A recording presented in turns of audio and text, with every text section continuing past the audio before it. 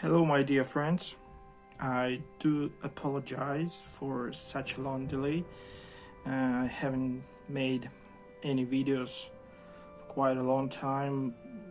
There is a reason why it has happened. In the town where I live, where I reside, we have some kind of natural disaster because the river which flows nearby, the river Ishim.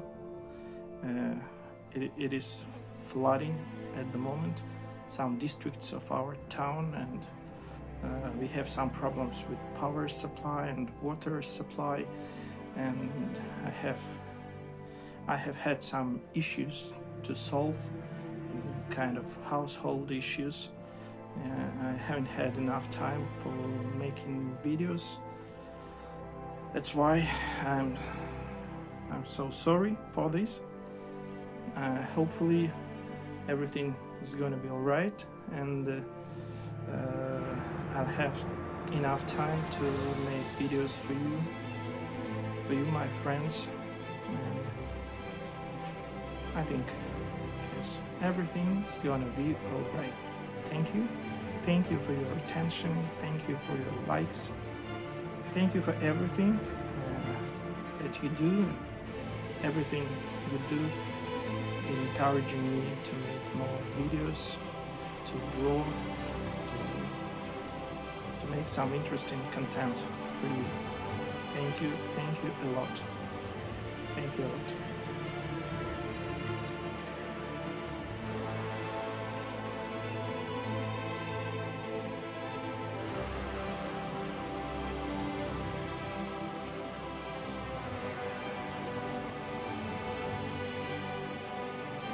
The heavy tank IS-3 today is one of the most famous Soviet tanks of the Great Patriotic War. And this is despite the fact that it never participated in the war itself.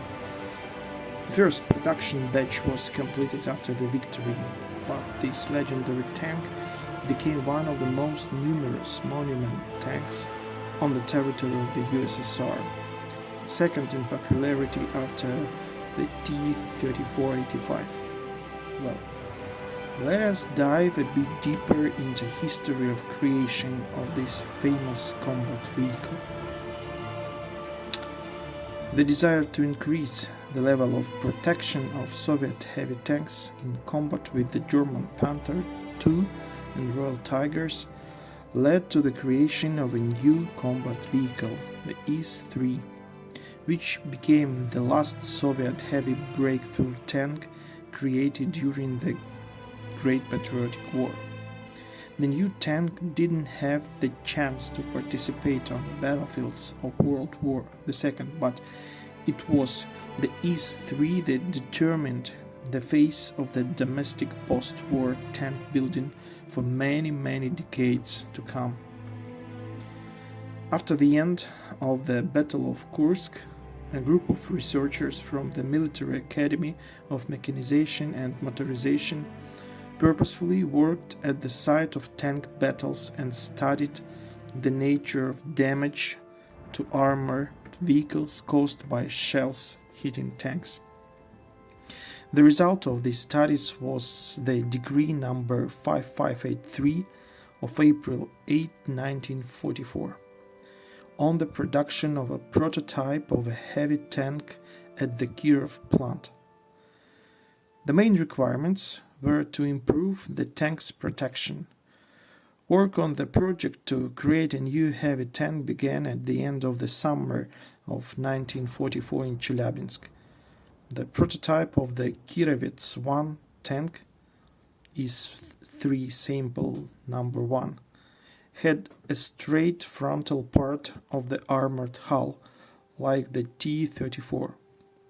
The main feature of this project was new original streamlined turret, which was a single casting in the form of a hemisphere, the thickness of which in the frontal part reached 230 millimeters.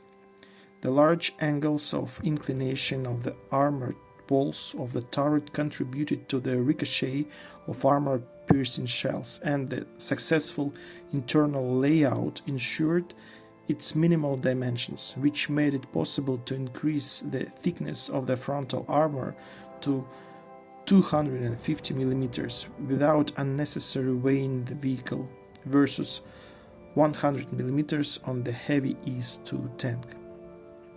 The tank's armament remained the same: 122 mm D25T cannon and coaxial 7.62 mm DT machine gun, a 12.7 mm DSHK and anti-aircraft machine gun was installed on the roof of the turret. At the end of October 1944, the first sample of the IS-3 tank, sample number 1, left the factory gates and underwent factory tests, and from December 18 to 24 its military tests took place at the training ground. The test report stated the IS-3 tank passed the 500 km field test but failed the 1000 km warranty test due to fan failure at 810 km. In terms of performance and reliability, the IS-3 tank is equivalent to the IS-2 tank. The shelling of the hull showed clear advantages in armor penetration compared to the IS-2 hull. The modernized model of the IS-3 tank is recommended for adoption with the elimination of the shortcomings noted in the report. At the same time, in parallel with the work on the IS-3 tank, another design bureau of the plant carried out work to modernize the armor protection of the IS-2 tank. This project was based on previous developments of different prototypes such as Object 244, Object 245 and Object 248. The experimental tank designed by this design bureau had an unusual shape of the bow of the hull. Designers proposed to compose the entire upper frontal part of the hull from two 110mm armor plates connected by welding and strongly inclined to the vertical plane, rotated in plane at a large angle. These sheets were covered on top with a triangular roof inclined to the horizon at an angle of 7 degrees. In this roof, directly above the driver's head, there was a hatch through which he could get into and leave the tank. There was no such hatch in IS-1 and IS-2 tanks. This shape of the bow of the armored hull made it possible to reduce its weight and also significantly increase the durability of the armor parts in the event of shelling of the tank from the front. Such a gable nose was given the name hump nose by the designers, although another name has stuck, pike nose. After studying the test results of both vehicles, the following conclusions were made. The design of the pike nose has advantages over the straight frontal part. At the same time, the trough-shaped bottom manufactured by the Kirov plant makes it possible to significantly reduce the mass of the side armor without reducing its thickness. The principles embedded in the design of the Chelyabinsk turret can make it possible to create a turret with high projectile resistance and a relatively low mass. After a long consideration of both projects, the People's Commissar of Tank Industry Malyshev made a compromise decision to make the most of the advantages of both projects, combining them into one. Take the shape of the bow of the hull from one tank and the turret from the other, and entrust Kirov plant to develop a new heavy tank. Thus was born the project of a new breakthrough tank. In January-February 1945, a new tank was created. It received the designation Object 703. IS-3 model number 2, or IS-3 sample number 2. Taking into account the positive experience of military operation of the IS-2 tanks, the design of the chassis, engine and transmission of the IS-3 was left unchanged. The hull was welded from rolled armor plates and didn't have cast armor parts. The most characteristic feature of the new tank was its frontal part of the hull, with a double slope of 110mm armor plates, which made it possible not only to ensure its high armor resistance, but also to solve the issue of placing the driver's hatch, significantly improving visibility from the driver's seat.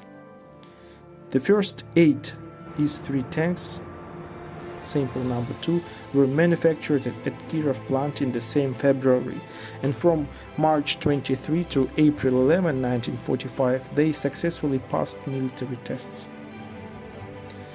By the beginning of May 1945, Kirov plant had produced only 25 IS-3 tanks.